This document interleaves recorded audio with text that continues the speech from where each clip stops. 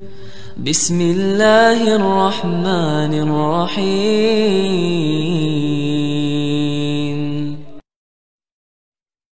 Assalamualaikum warahmatullahi wabarakatuh. Alhamdulillah, salatu wassalamu ala rasulillah. Teman-teman yang semoga dirahmati Allah subhanahu wa ta'ala. Ada sebuah kisah yang cukup menarik teman-temannya, di mana saya mendapatkan sebuah cerita dari seorang kakek yang awal mulanya beliau ini mendapatkan hidayah sunnah. Ternyata teman-temannya mendapatkan hidayah sunnah tersebut bukanlah suatu yang mudah. Sengaja Allah subhanahu wa ta'ala dari sekian juta hambanya di muka bumi ini, Allah subhanahu wa ta'ala perkenalkan kakek ini dengan cahaya sunnah.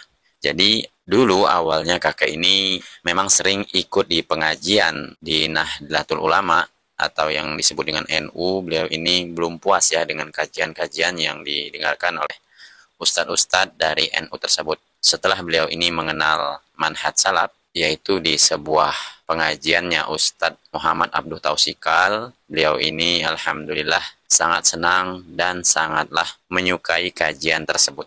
Dan yang membuat saya terkagum melihat kakek ini ya, beliau ini rutin setiap malam Kamis ikut di pengajian Ustadz Muhammad Abduh Tausikal tersebut. Jadi perjalanan kakek ini cukup jauh ya dari daerahnya ke tempat pengajiannya tersebut. Demi untuk mendapatkan ilmu, kakek ini rela ya naik di belakang mobil untuk mendengarkan sebuah kajian. Jadi disinilah ya indahnya kita jika sudah mengenal sunnah.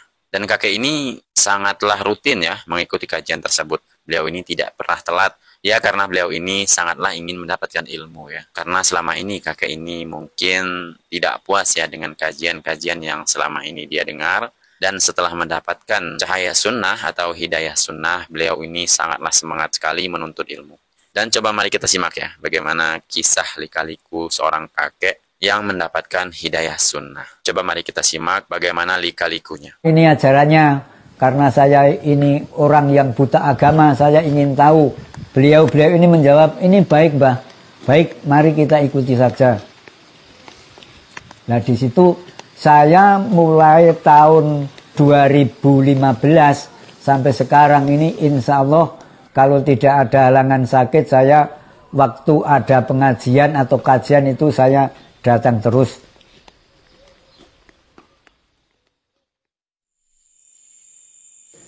Sami Allahu liman hamidah. Allahu akbar.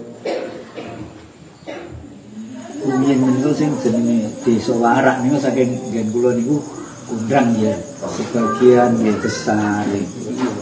Sak menika tiang-tiangnya sampun berubah. Palinganipun Pak Ustadz menika rumiyin kathah dukun menika Warak Mas, daerah Warak ini.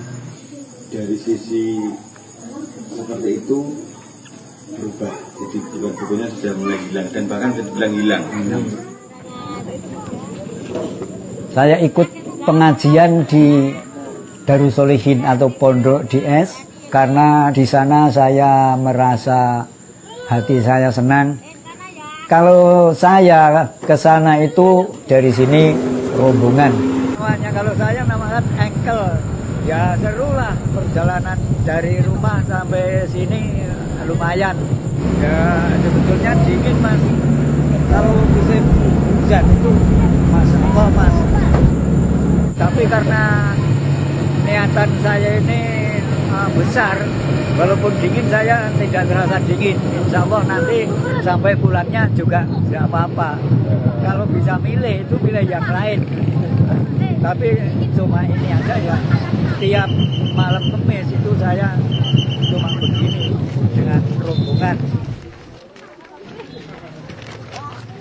Saya setelah di sana itu mendapat pelajaran agama itu saya tambah iman saya dan pokoknya masalah keimanan tauhid ini diajarkan diperdalam.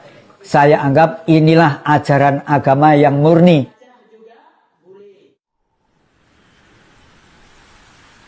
Saya ikut pengajian di Darussolihin atau Pondok DS karena di sana saya merasa hati saya senang. Alhamdulillah di DS orang NU, orang Muhammadiyah juga ikut mengaji di sana. Jadi saya tambah mantap karena di sana tidak membeda-bedakan dari organisasi yang satu sama yang lain. Tiap Sabtu Pon dan Ahad Wage itu takmir itu supaya menginap di sana 1 hari 1 malam. Itu bebas biaya. Di sana yang memberi makan, di sana yang membiayai, buku-buku sudah disediakan. Kami takmir sudah diberi buku-buku pelajaran dari sana. Misalnya kitab Bulughul Maram atau Riyadhus Shalihin itu kita takmir sudah diberi semua, tinggal kita mau mempelajari atau tidak. Ustadz Muhammad Abduh Tuasikal STMSC, Ustadz yang bijaksana.